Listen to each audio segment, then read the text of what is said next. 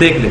اب میرے ایمان کا تقاضا ہے کہ میں چلتے چلتے وضو کی جب بات ہوئی ہے تو اب میں آخری حدیث اپنے ایمان کو تازہ کرنے کے لیے بیان کر دوں. صحیح بخاری میں کتاب الشروط چیپٹر میں 4تھی حدیث ہے. سیدنا عربہ بن مسعود رضی اللہ تعالیٰ عنہ جو اس وقت تک مسلمان نہیں ہوئے تھے، صلح حدیبیہ کے موقع پر وہ کافروں کی طرف سے ایجنٹ بن کر نبی صلی اللہ علیہ وسلم کے پاس آئے، اور جو کچھ پھر انہوں نے دیکھا وہ وجد آمیز منظر ہے. عربہ بن مسعود کہتے ہیں کہ میں نبی صلی اللہ علیہ وسلم کی طرف ڈائریکٹ تو دیکھتا نہیں تھا، تو کنکھیوں سے ایسے کر کے دیکھتا تھا. ایسے ڈائریکٹ دیکھتے تو ظاہر روب پڑتا تھا جناب، دل ہلتا تھا. پیغمبر کا چہرہ یہ جھوٹے کا چہرہ نہیں ہو سکتا، اور بعد میں وہ ایمان بھی لے آئے. اور صحیح مسلم میں حدیث ہے کہ عیسیٰ بن مریم کی شکل عربہ بن مسعود سے ملتی ہے. یہ وہ عربہ بن مسعود ہیں جو بعد میں مسلمان بھی ہوئے. پھر عبداللہ بن مسعود کے چھوٹے بھائی وہ کہتے ہیں کہ میں کنکھیوں سے یوں تھوڑی دیر بعد یوں کر کے دیکھتا تھا.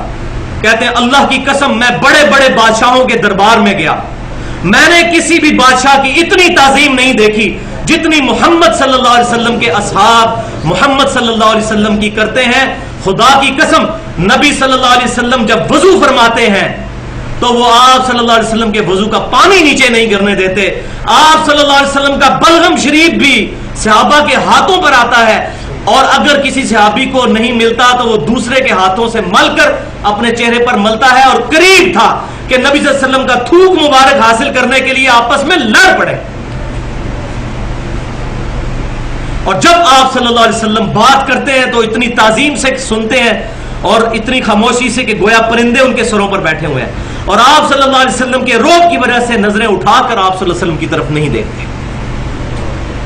کہتے ہیں میں بڑے بڑے بادشاہوں کے دربار میں گیا لیکن کسی کی ایسی عزت میں نے نہیں دیکھی. لیکن آج وہ بدبخت بھی ہیں کہ جنہوں نے اپنے صوفیاء اور بزرگوں کے بارے میں چیزیں منسوخ کی ہیں، ان کے وضو کا پانی اور جھوٹا پیتے ہیں اور اس کو کمپیئر کرتے ہیں نبی صلی اللہ علیہ وسلم کے ساتھ. ایسے ظالموں کو تو انشاءاللہ قیامت والے دن اللہ تعالیٰ ہی پوچھے گا. سبحانک اللہم و بحمدک اشہد ان لا الہ الا انت استغفرک و اتوب الیک. جو حق بات میں نے کہی اللہ تعالیٰ ہمارے دلوں میں راسخ فرمائے. اگر کوئی غلط بات میرے زبان سے نکل گئی جس بات میں اللہ تعالیٰ ہمارے دل سے محو کر دے. ہمیں کتاب و سنت اجماع کی تعلیمات پر عمل کرنے کی توفیق عطا فرمائے.